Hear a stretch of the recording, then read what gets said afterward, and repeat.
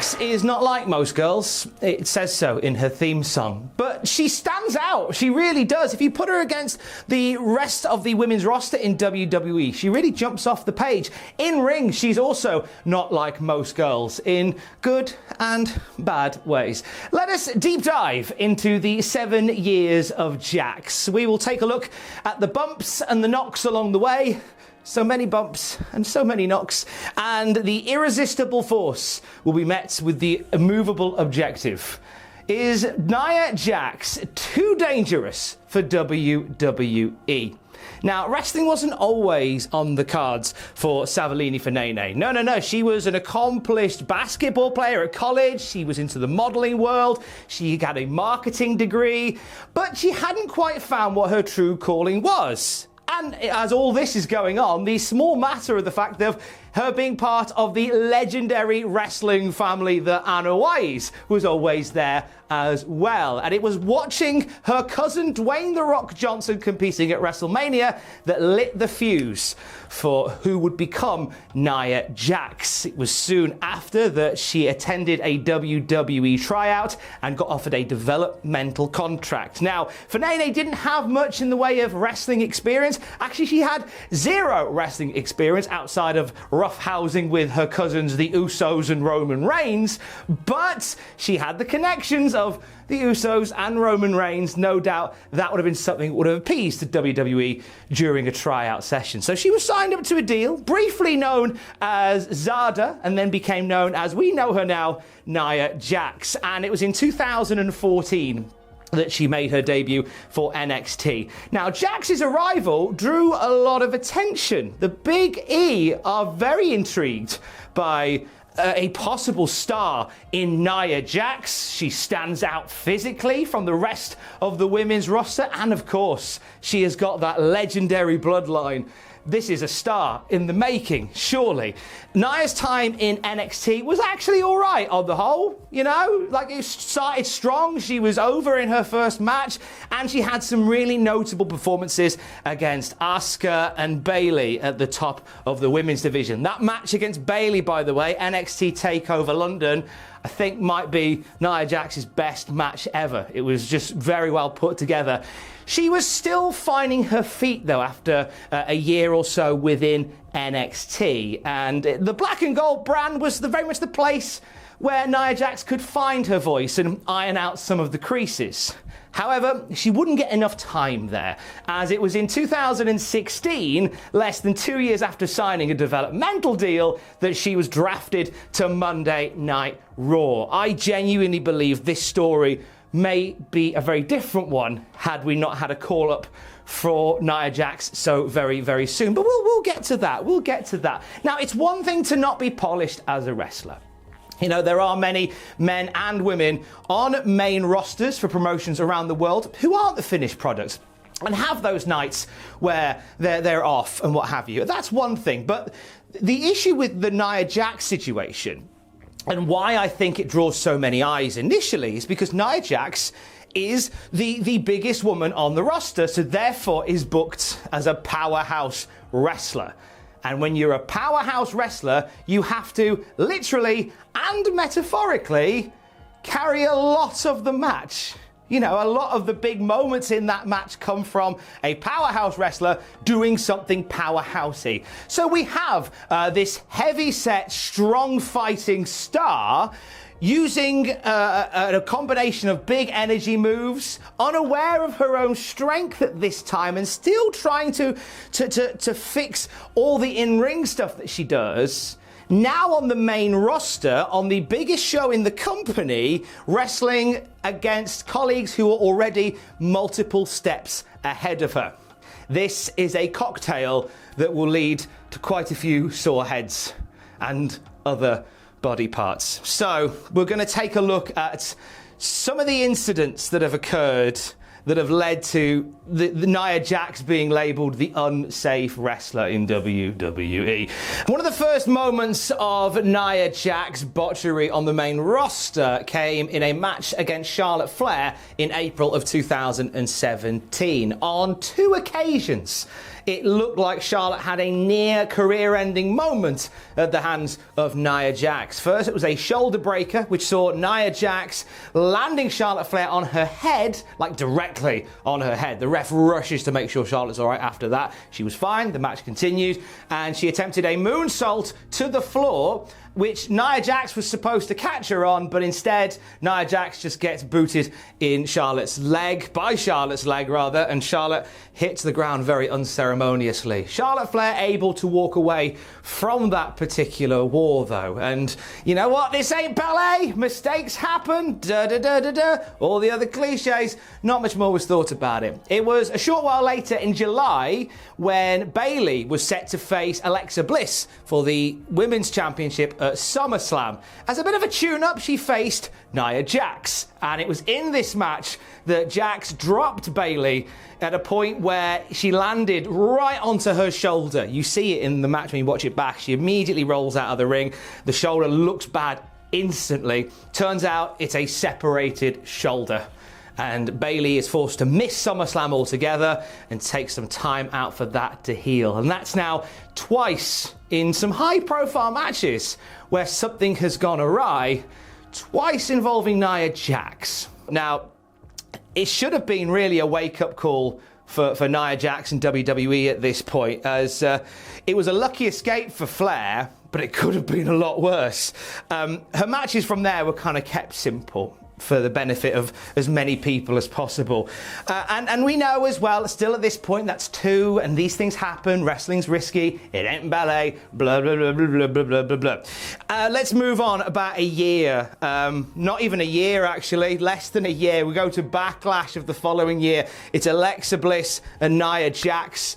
And in this match, you may remember it if you were watching at the time, Nia Jax just throws Alexa Bliss round with reckless abandon. And we find out that Alexa Bliss has to have minor shoulder surgery after that match that will keep her away from the ring for a short period of time.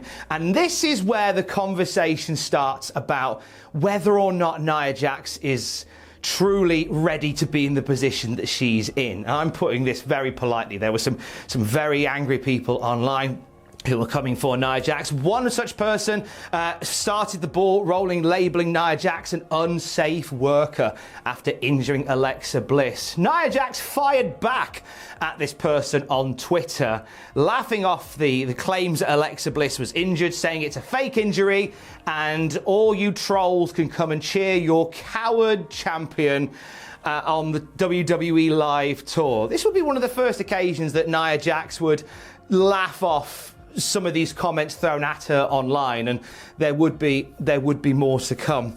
The Bayley incident was an alarming moment that saw a match at SummerSlam changed, but what would happen a year later would change the course of multiple pay-per-views and almost cut short a huge run for what would become one of the company's top stars. In the run-up to Survivor Series of 2018, we had a Raw and SmackDown dust-up of the women's locker rooms.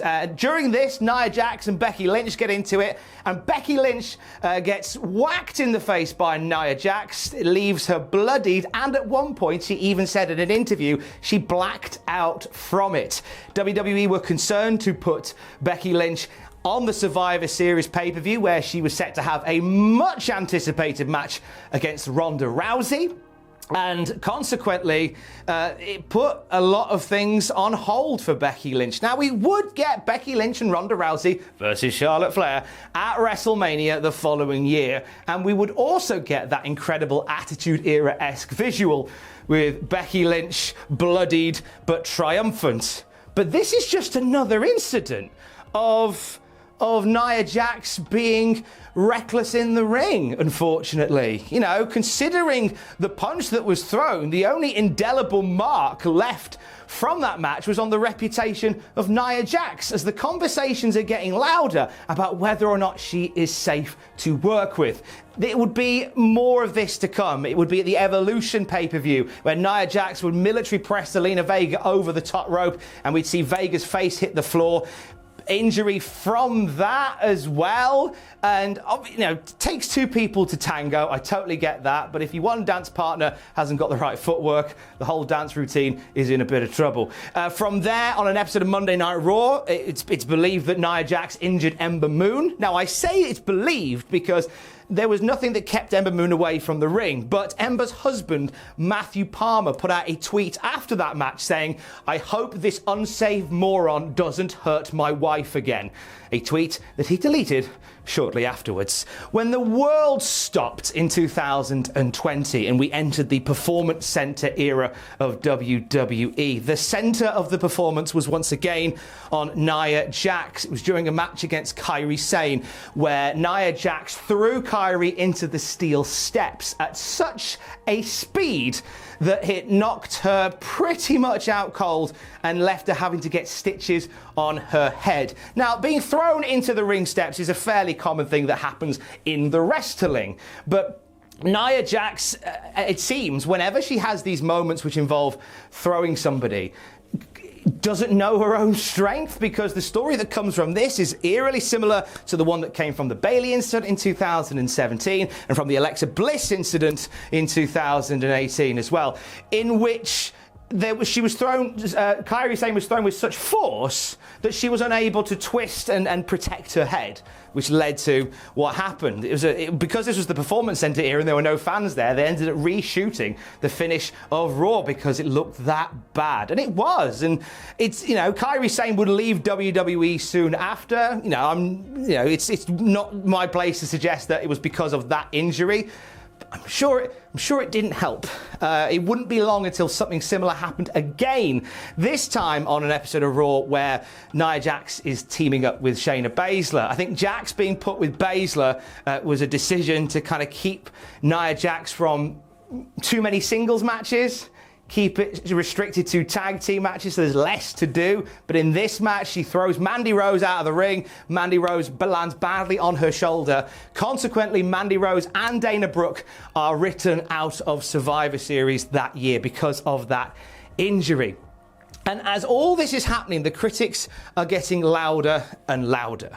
And more people are saying that Nia Jax is unsafe to work with. Even wrestlers online are starting to make comments about them. Now, there are some people that go against that idea. Deonna Purrazzo said that in an interview she never walked away from a match with Nia Jax feeling hurt, but some have been very vocal as well. And with Nia Jax, she started responding to it online a little bit more, reaching out to people who have declared her unsafe and unfit with comments and, you know, almost owning the unsafe worker thing as like a weird kind of badge of honor, which is a strange approach to go.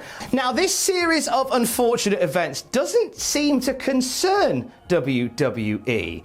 You know, they seem to continue putting her out into storylines and giving her championships. In fact, for something like 10 weeks in a row, Nia Jax put Lana through a table. They had a table spot planned for somebody branded as unsafe for 10 weeks straight.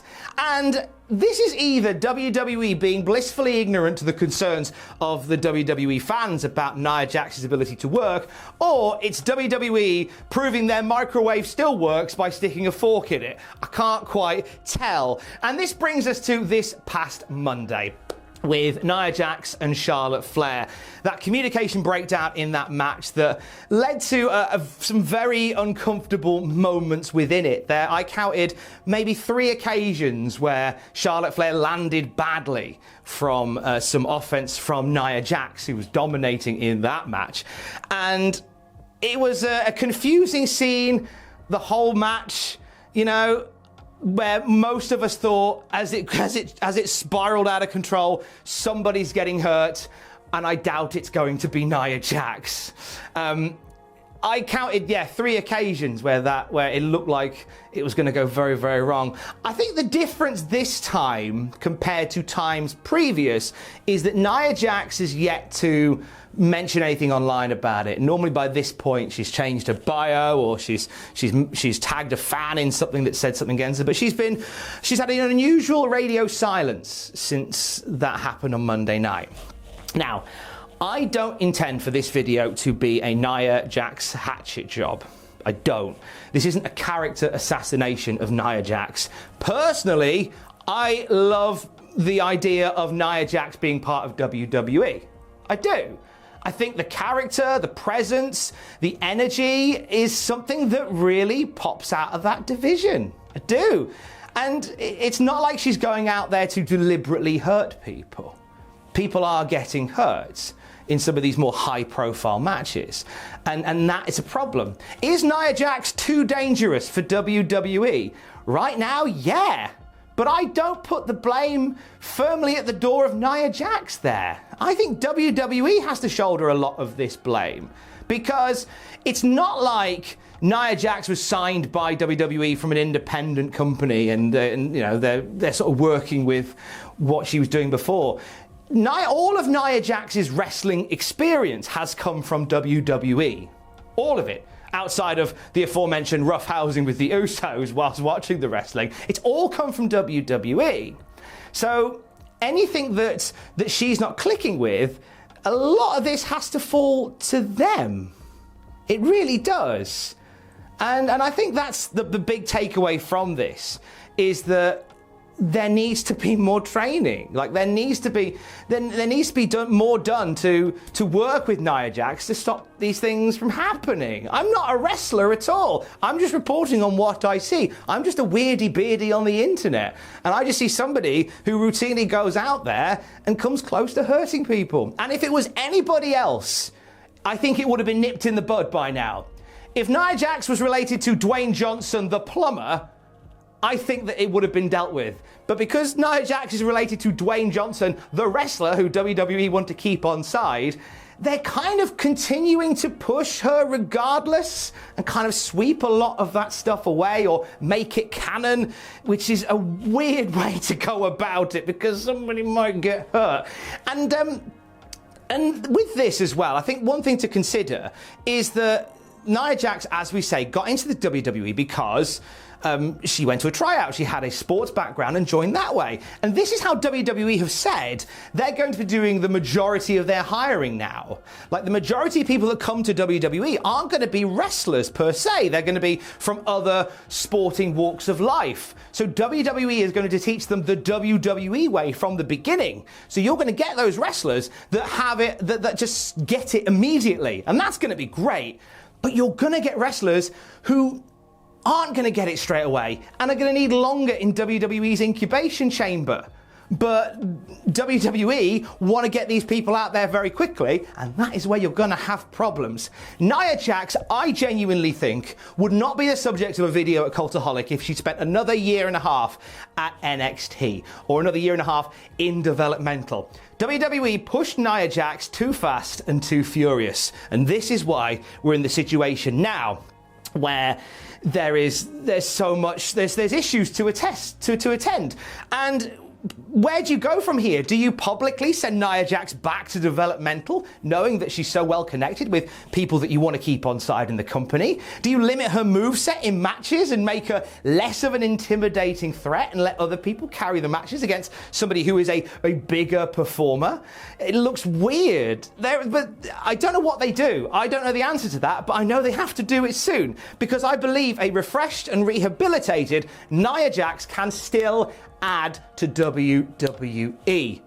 After all, she's not like most girls. Stay safe. Love you, bye.